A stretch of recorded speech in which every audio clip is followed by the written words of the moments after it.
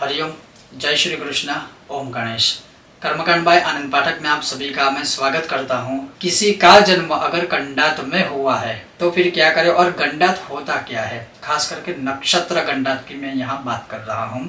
तो मैं अब कोशिश करूंगा कि ज्योतिष के जो भी प्रामाणिक और शास्त्रोक्त जो भगवत द्वारा ऋषि मुनियों द्वारा जो रचित है, जिसका प्रमाण और प्रभाव हमारे जीवन पर रहता है, उसकी मैं वीडियो बनाने की एक सीरीज की श्रृंखला की शुरुआत कर रहा हूं।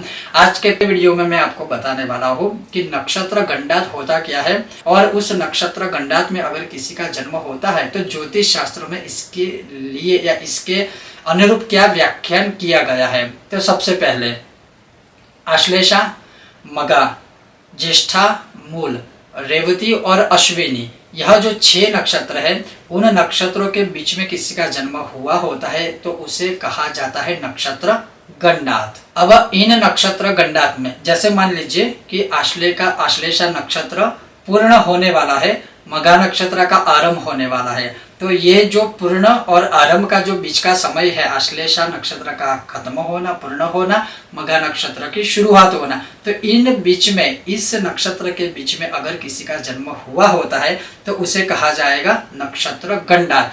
अब कहा गया है कि उस समय में, मतलब मान लीजिए कोई दिन कोई समय ऐसा है कि यह जो नक्षत्र गंडात की या नक्षत्र की संधि है, जो एक पूर्ण होती है दूसरी आरंभ होती है, अगर वो दिवस में है, दिन के समय में है, और उस दिन के समय में नक्षत्र गंडात में किसी का जन्म होता है तो उसके मित्र को उसका कष्ट भुगतना पड़ता है।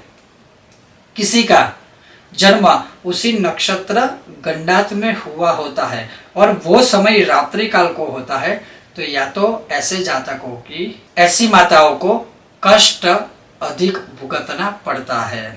इसके पश्चात अगर संध्या के समय, यह नक्षत्र गंडात का समय है और संध्या के समय किसी का जन्म होता है, तो जिनका जन्म उस संध्या के समय नक्षत्र गंडात में हुआ होता है उनका स्वास्थ्य कभी अच्छा नहीं रहता है। ज्यादातर कुछ ना कुछ स्वास्थ्य से संबंधित उनको बीमारियां यह रहती ही है।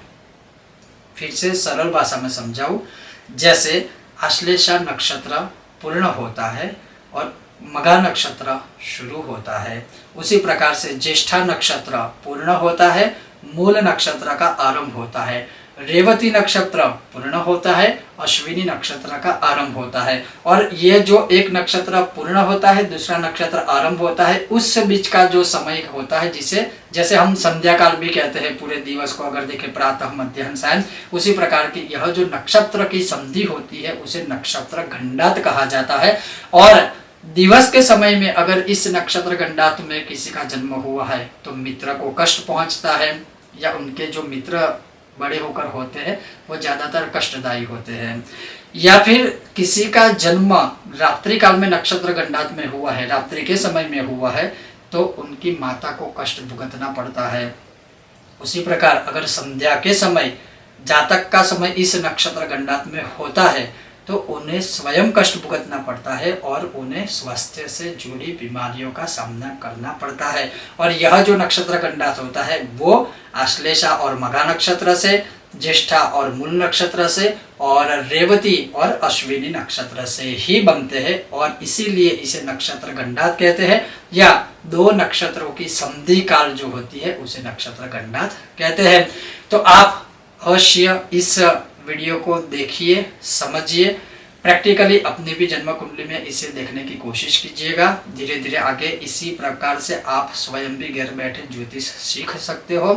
और इसके लिए मैं एक ही बात कहूँगा, देखते रहिए कर्मकांड बाय आनंद पाठक। अगर विषय वीडियो आपको पसंद आता है, अधिक से अधिक सबके साथ यह वीडियो शेयर कीजिएगा, साझा कीजिएगा, पसंद आए तो लाइक कीजिएगा, और चैनल पर नए हो तो चैनल को सब्सक्राइब अवश्य कीजिएगा। आप सभी का बहुत बहुत धन्यवाद। ओम गणेश, जय श्री कृष्ण।